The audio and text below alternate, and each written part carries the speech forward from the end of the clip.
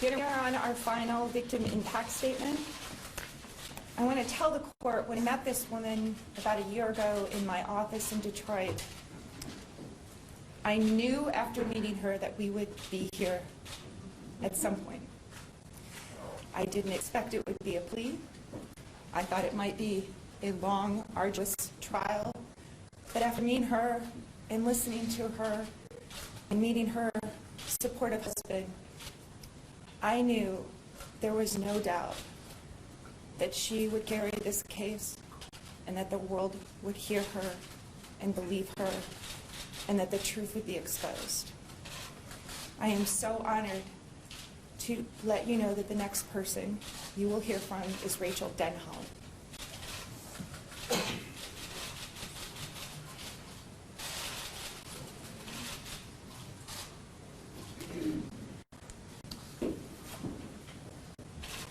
Thank you so much for being here. Please state and spell your name for the record. Rachael Denhollander, RACHAEL-DENHOLLANDER. Right. You're a little soft-spoken. I know you've got a tiger of a voice in there. So, when you're ready, I need you to speak and speak loudly with that tiger voice, all right? That better? You. Better. You don't have to lean over, just keep your voice up. Okay, thank you. That's better if you just speak up, okay? Thank you. I do want to thank you first, Judge Aquilina, for giving all of us the chance to reclaim voices. Our voices were taken from us for so long, and I am grateful beyond what I can express that you have given us the chance to restore them.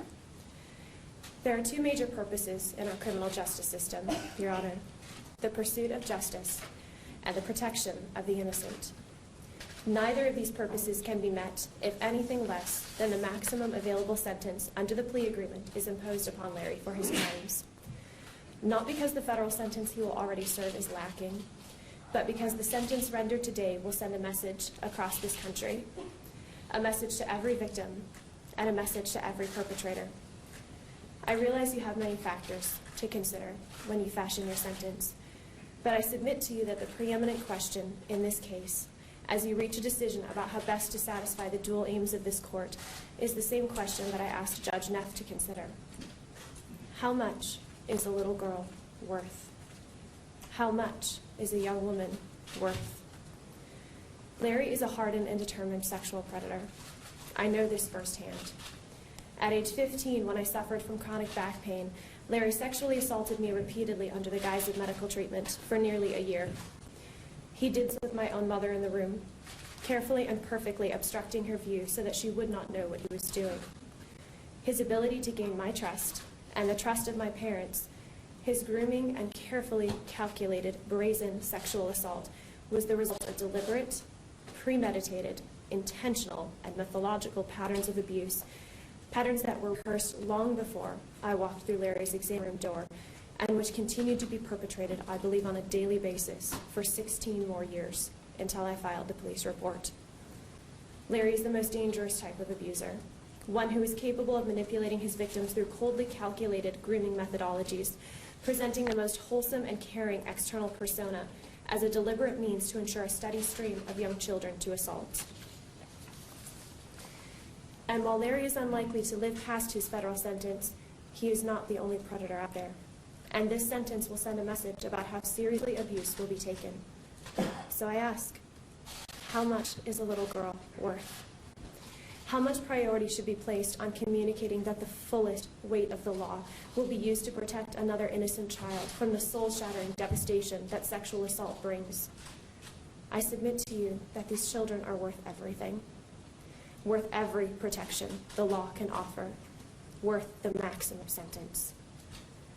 The second aim of this court and our criminal justice system is to pursue justice for the victims that have already been harmed. And this aim, too, can only be realized by imposing the maximum sentence under the plea agreement. And in reaching this decision, too, we also must answer the question, how much was a little girl worth? How much were these young women worth? This time, however, the little girls in question are not potential victims. They are real women and children, real women and little girls who have names and faces and souls, real women and children who whose abuse and suffering was enjoyed for sexual fulfillment by the defendant. I believe sometimes, Your Honor, that when we are embroiled in a legal dispute, the words of our legal system, designed to categorize and classify and instruct, can inadvertently sterilize the harsh realities of what has taken place. They can serve as a shield against the horror of what we are really discussing. And this must not ever happen, because the truth about what Larry has done must be realized to its fullest depth if justice is to ever be served. And so for a moment, Your Honor, I, like every woman who has come before you, want to take a moment to drop that shield. Larry meticulously groomed me for the purpose of exploiting me for his sexual gain. He penetrated me, he groped me, he fondled me, and then he whispered questions about how it felt. He engaged in degrading and humiliating sex acts without my consent or permission. And Larry enjoyed it. Larry sought out and took pleasure in little girls and women being sexually injured and violated because he liked it. And as I and so many other women and little girls were being violated, Larry found sexual satisfaction in our suffering. As we were being sexually violated, even as very young children, as young as 6 years old, Larry was sexually aroused by our humiliation and our pain. He asked us how it felt because he wanted to know. What was done to myself and these other women and little girls, and the fact that our sexual violation was enjoyed by Larry, matters. It demands justice. And the sentence you impose today will send a message about how much these precious women and children are worth. You have seen our pictures, Your Honor. Moments in time captured when they were young and vulnerable and violated. I think of the young girl that I was, and the little girls and young women all of these survivors were every day. I feel like I see them in the faces of my two precious daughters. When I watch my daughters' eyes light up as they dance to the Nutcracker, I remember the little girl that I and all of these women used to be. The sparkle their eyes must have had, as mine did, before their innocence was taken. I watch my daughters love and trust unreservedly, and I remember the long road that it has been to let myself love and be loved without fear. I think of the scars that still remain for all of us. One of the worst parts of this entire process was knowing, as I began to realize what had happened to me, how many other little girls had been left destroyed too. I was barely 15 when Larry began to abuse me, and as I lay on the table each time and tried to reconcile what was happening with the man Larry was held out to be, there were three things I was very sure of. First, it was clear to me this was something Larry did regularly. Second, because this was something Larry did regularly, it was impossible that at least some women and girls had not described what was going on to officials at MSU and USAG. I was confident of this. And third, I was confident that because people at MSU and USAG had to be aware of what Larry was doing and had not stopped him, there could surely be no question about the legitimacy of his treatment. This must be medical treatment. The problem must be me. And because I had friends who were physical therapists who actually practiced legitimate internal pelvic floor techniques, I also knew at 15 that to practice this, you must have specialized training and certification. Surely anyone who had heard that Larry was penetrating little girls would have demanded to know where he got his training. And if there was any question, he would have never been allowed near me. And so I lay still. And on the first 2 points, I was right. It was something he did often. And others had described Larry's treatment before.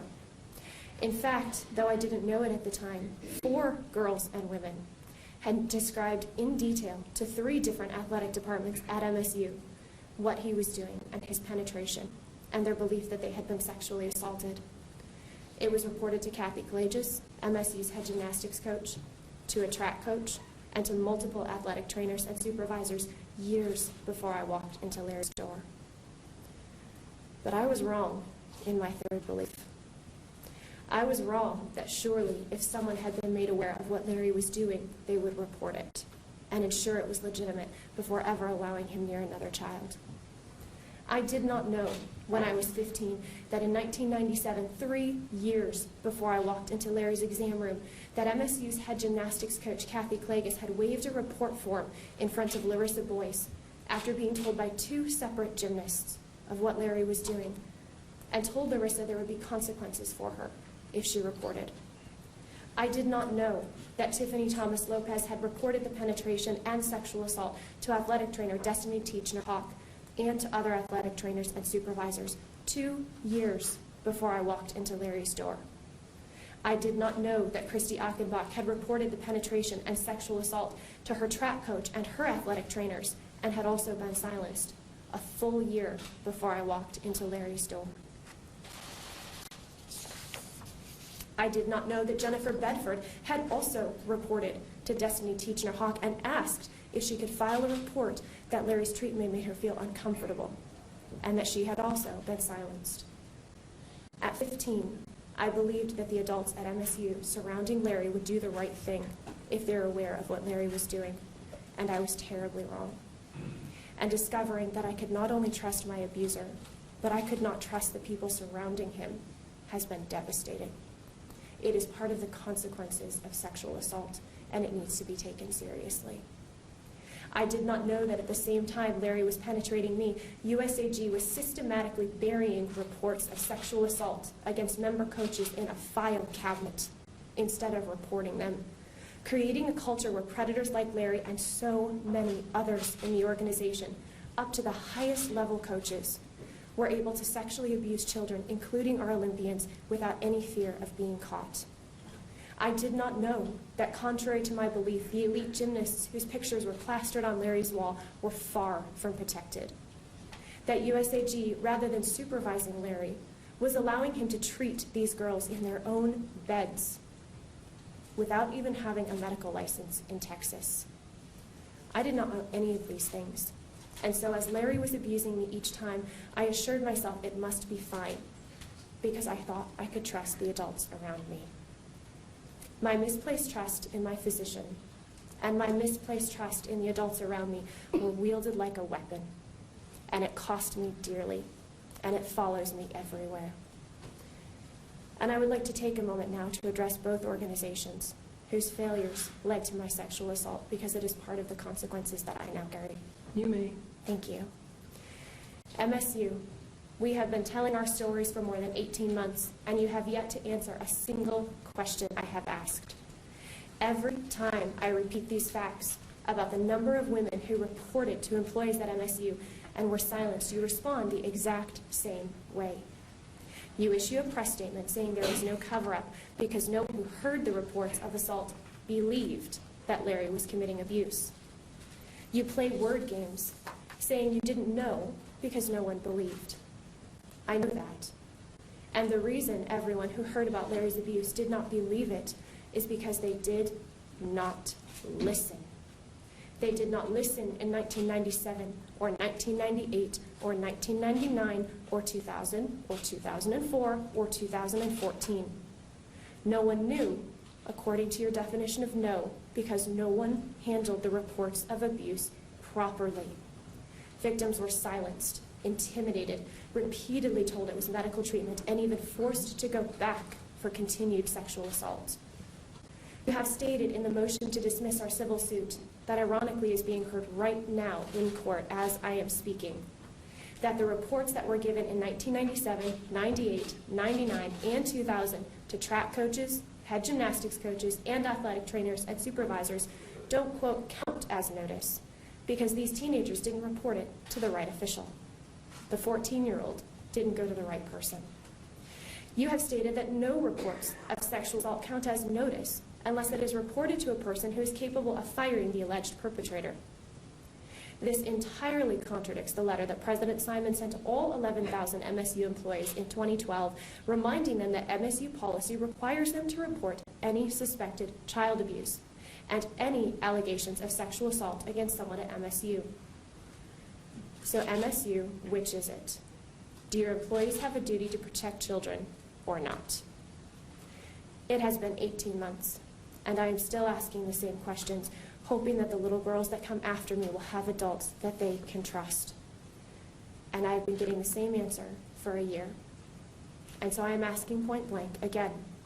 When Kathy Kalages humiliated Larissa Boyce and the second gymnast, greatly compounding the trauma of their sexual assault, and waved the report form in front of her, telling her there would be consequences if she reported, is this the right way or the wrong way to handle sexual assault allegations on MSU's campus? When Tiffany Thomas Lopez reported her abuse to athletic trainers and supervisors, and the trainers used the emotional pain Tiffany was in after her father's death to convince her it would be too exhausting and painful to bother filing a report, was it the right way or the wrong way to handle a report of sexual assault on MSU's campus? When Christy Achenbach reported the sexual assault to her track coach and athletic trainers and was also silenced, was it the right way or the wrong way to handle a report of sexual assault on MSU's campus? When Kyle Stevens' parents reported Larry's sexual abuse of their daughter to an MSU psychiatrist, and he brought Larry in to talk to her parents instead of reporting as he was mandated to do by law, was it the right way or the wrong way to handle a report of sexual assault on MSU's campus? When Amanda Thomashaw reported to the Title IX office, and Larry was allowed to hand-pick the 4 colleagues to be interviewed to determine whether his treatment was legitimate, was that the right way or the wrong way to investigate a claim of sexual assault on MSU's campus? And after all this, when I came forward in 2016, I brought an entire file of evidence with me. I made a police report and a Title IX report, and I brought with me to those reports my medical records showing that Larry had never tried penetrative techniques. I brought medical records from a nurse practitioner documenting my graphic disclosure of abuse to her way back in 2004. I had my journals showing the mental anguish I had been in since the assault. A catalog of national and international medical journal articles showing what real pelvic floor treatment looks like. I brought a letter from a neighboring district attorney vouching for my character and truthfulness and urging detectives to take my case seriously. I brought a cover letter going point by point through Michigan law and case law, explaining how every element of first-degree criminal sexual assault was met and could be proven. I brought a witness I had disclosed to in 2004. I brought evidence of 2 more women unconnected to me who were also claiming sexual assault. And I had the names of 3 pelvic floor experts willing to speak on my behalf. And the MSU PD handled it beautifully. But MSU officials were a different story. Because the response of Dean William Strample was to send an email to Larry that day and tell him, quote, "Good luck, I am on your side." And when my video testimony to the Indy Star came out, graphically describing the abuse that Larry perpetrated, disclosing horrific details to the world that no one was ever supposed to know, that I had never told anyone, even my own husband, until that point, Dean Strample forwarded that video testimony to the MSU provost, and he mocked it. He called it the cherry on the cake of his day.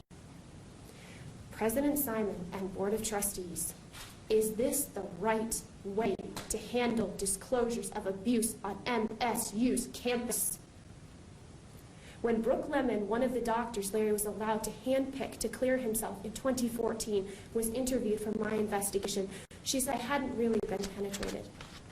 I only thought I had because, quote, "When I am a 15-year-old girl, I think everything between my legs is my vagina."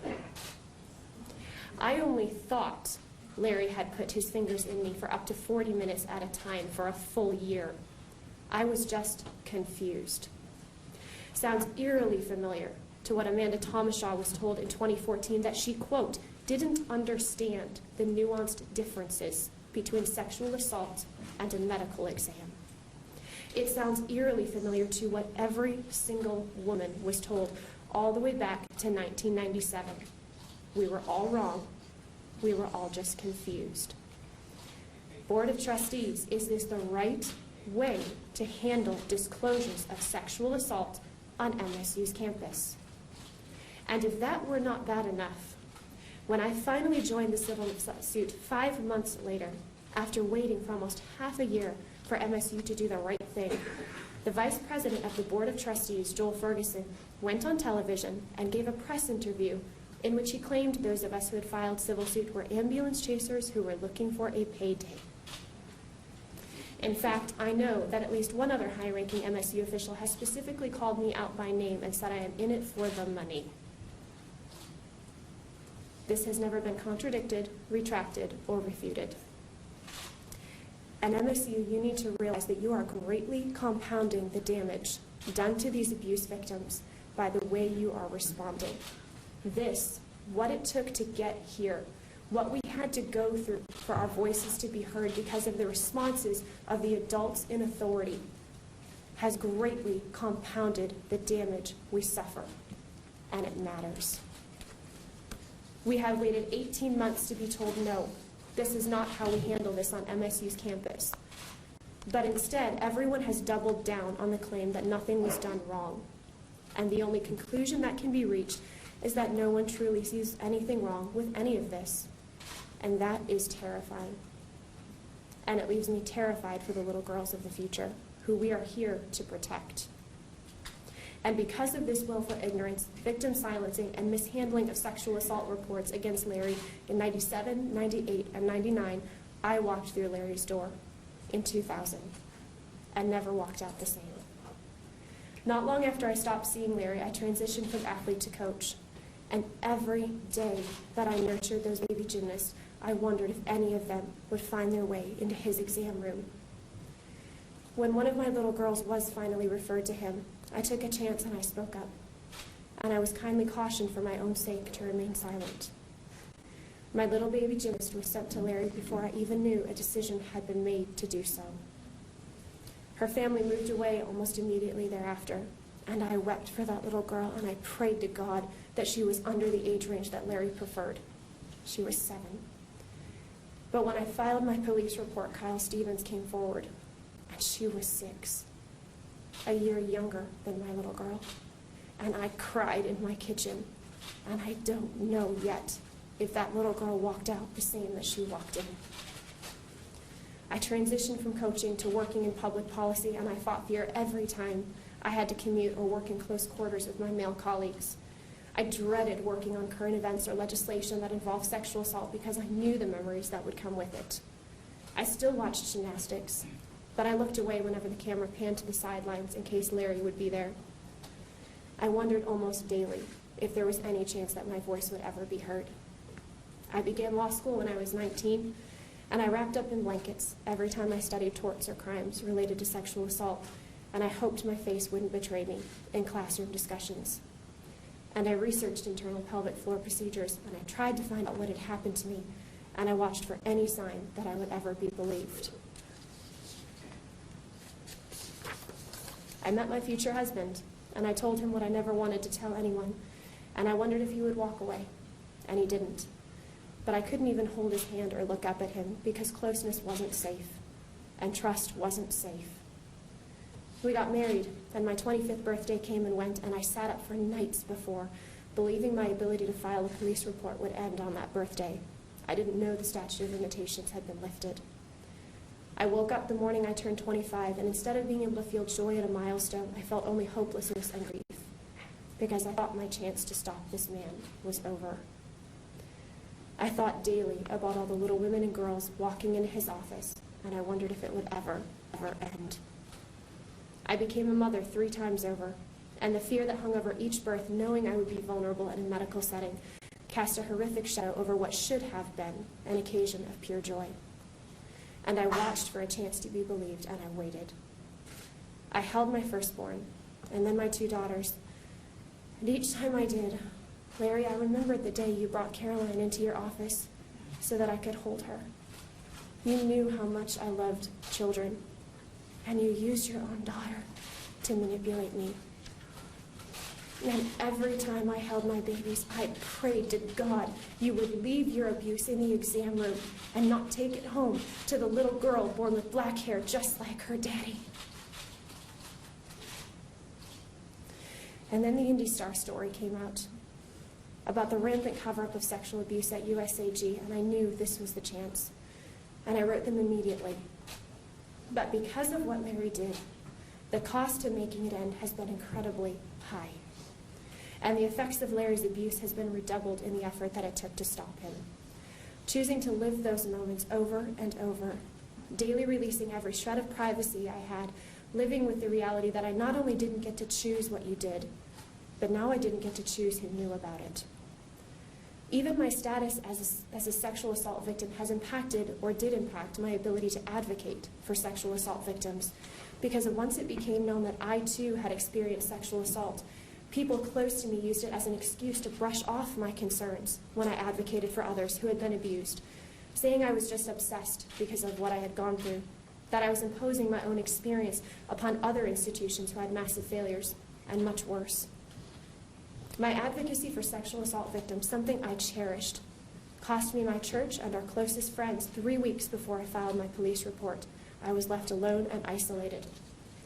And far worse, it was impacted because when I came out, my sexual assault was wielded like a weapon against me, often by those who should have been the first to support and help. And I couldn't even do what I loved best, which was to reach out to others. I was subjected to lies and attacks on my character, including very publicly by attorney Shannon Smith when I testified under oath. I was being attacked for wanting fame and attention, for making up a story to try to get money. And Your Honor, since these attacks were made on my character very publicly, on public record, I would like to take an opportunity briefly now to correct them. You may proceed. Thank you. Out of the 2 women in question that day, Ms. Smith and I, who were attempting to communicate through either questions or answers, I would like to note that only one of us was taking pictures of the courtroom on her cell phone. Only one of us posed for the press and said, quote, "I feel like I should say cheese." And out of the 2 of us, only one of us was making money off her court appearance that day. I don't feel the need to say anything else. I think I've communicated clearly. Your Honor, I'm sorry, again, I have to object with the commentary directed towards the defense. All right. I'm sorry. First of all, we need everybody to calm down. Counsel, I've heard you. She's not going to say anything else. This is her time to speak. You are going to get your opportunity, and you can counter what you need to.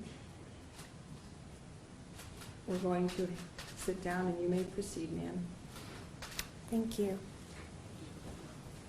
The cost, emotional and physical, to see this through has been greater than many will ever know.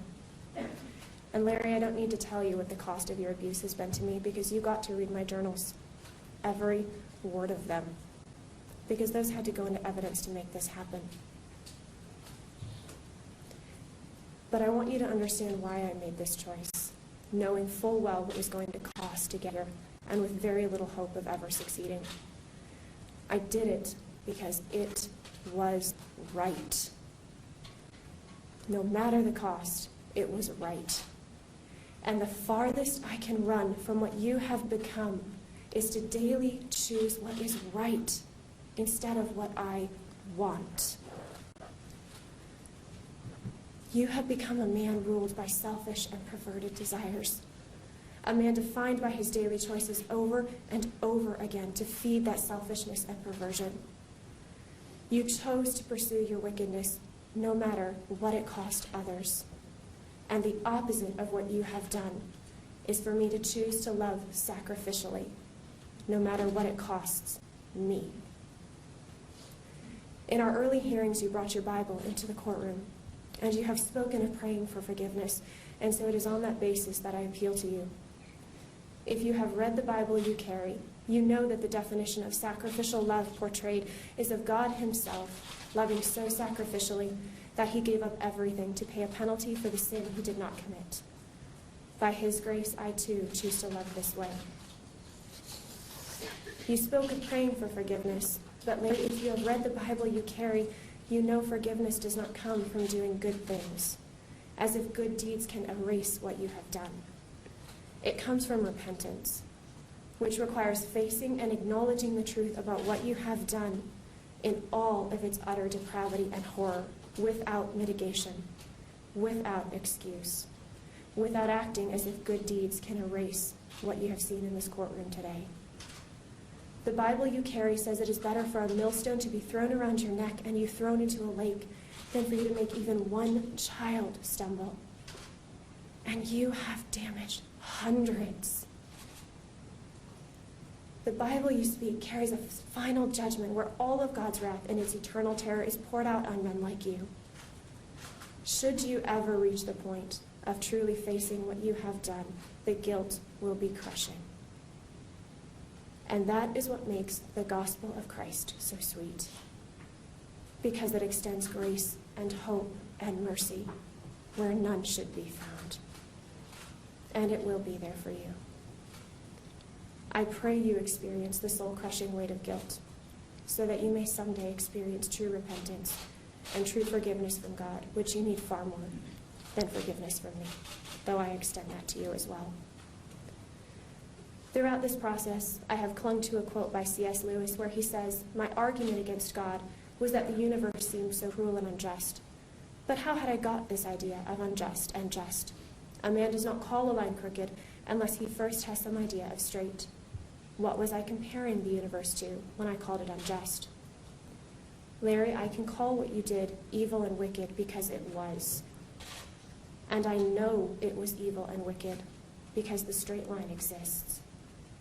The straight line is not measured based on your perception or anyone else's perception. And this means I can speak the truth about my abuse without minimization or mitigation, and I can call it evil because I know what goodness is. And this is why I pity you. Because when a person loses the ability to define good and evil, when they cannot define evil, they can no longer define and enjoy what is truly good. When a person can harm another human being, especially a child, without true guilt, they have lost the ability to truly love.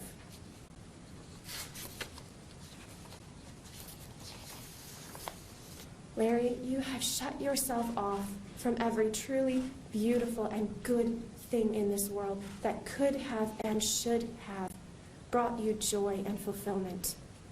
And I pity you for it. You could have had everything you pretended to be. Every woman who stood up here truly loved you as an innocent child. Real, genuine love for you. And it did not satisfy. I have experienced the soul-satisfying joy of a marriage built on sacrificial love and safety and tenderness and care. I have experienced true intimacy in its deepest joys, and it is beautiful and sacred and glorious. And that is a joy you have cut yourself off from ever experiencing. And I pity you for it. I have been there for young gymnasts and helped them transform from awkward little girls to graceful, beautiful, confident athletes, and taken joy in their success because I wanted what was best for them. And this is a joy you have cut yourself off from forever because your desire to help was nothing more than a facade for your desire to harm. I have lived the deep satisfaction of wrapping my small children up in my arms and making them feel safe and secure because I was safe. And this is a rich joy beyond what I can express. And you have cut yourself off from it because you were not safe. And I pity you for that. In losing the ability to call evil what it is, without mitigation, without minimization, you have lost the ability to define and enjoy love and goodness. You have fashioned for yourself a prison that is far, far worse than any I could ever put you in. And I pity you for that. And this is also why, in many ways, Your Honor, the worst part of this process was each name, each number who came forward to the police. With each Jane Doe, I saw my little girls, and the little girls that were. The little girls who walked into Larry's office that I could not save because no one wanted to listen. And while that is not my guilt, it is pain I still carry, and pain I share with them.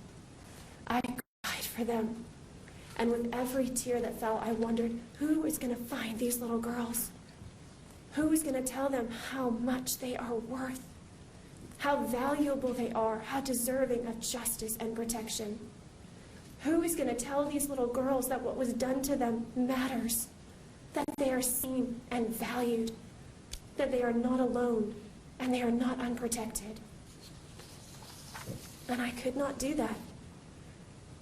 But we are here now. And today that message can be sent. With the sentence you hand down, you can communicate to all these little girls and to every predator, to every little girl or young woman who is watching, how much a little girl is worth. I am asking that when we leave this courtroom, we leave knowing that when Larry was sexually aroused and gratified by our violation, when he enjoyed our suffering, when he took pleasure in our abuse, that was evil and wrong. I ask that you hand down a sentence that tells us that what was done to us matters, that we are known we are worth everything, worth the greatest protection the law can offer, the greatest measure of justice available. And to everyone who is watching, I ask that same question. How much is a little girl worth? Larry said in court that he hoped education and learning would happen from this tragedy, and I share that hope. And this is what we need to learn. Look around the courtroom. Remember what you have witnessed these past 7 days. This is what it looks like when someone chooses to put their selfish desires above the safety and love for those around them. And let it be a warning to us all. And moving forward as a society, this is what it looks like when the adults in authority do not respond properly to disclosures of sexual assault. This is what it looks like when institutions create a culture where a predator can flourish unafraid and unabated. And this is what it looks like when people in authority refuse to listen, put friendships in front of the truth, fail to create or enforce proper policy, and fail to hold enablers accountable. This is what it looks like. It looks like a courtroom full of survivors who carry deep wounds. Women and girls who have banded together to fight for themselves because no one else would do it. Women and girls who carry scars that will never fully heal, but who have made the choice to place the guilt and shame on the only person to whom it belongs, the abuser. But may the horror expressed in this courtroom over the last 7 days be motivation for anyone and everyone, no matter the context, to take responsibility if they have erred in protecting a child, to understand the incredible failures that led to this week, and to do it better the next time. Judge Aquilina, I plead with you as you deliberate the sentence to give Larry, send a message that these victims are worth everything. In order to meet both the goals of this court, I plead with you to impose the maximum sentence under the plea agreement, because everything is what these survivors are worth. Thank you.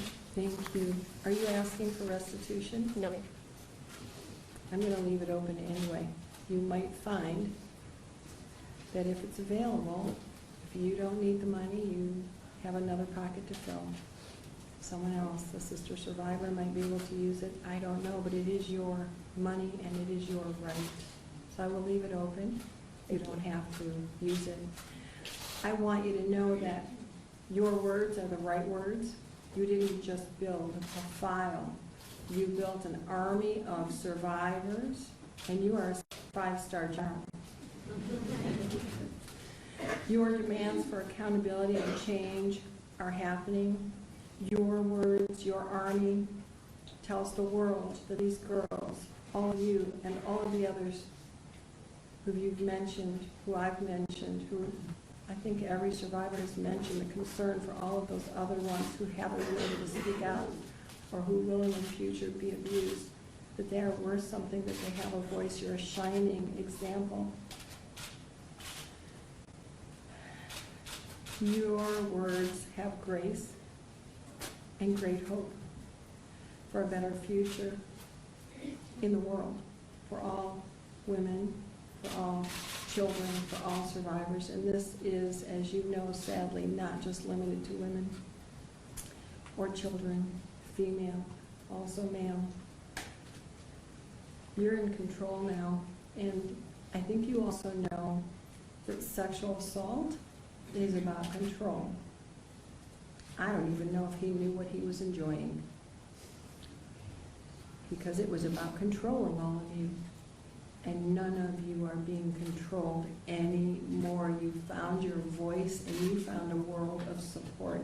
He will lose his voice, his freedom, his ability to move. How much is a little girl worth? It's sad that if I answered that question, I'd have to violate the law, and I won't. I appreciate that. I think you all in the Me Too movement need to put lines above that. I have a name. I have a voice. I matter. And why? Because all of you have come forward as sister survivors. But why more than that? Because you started the tidal wave. You made all of this happen. You made all of these voices matter. You're sister survivors, and I thank you. You are the bravest person I have ever had in my courtroom. Thank you. Thank you.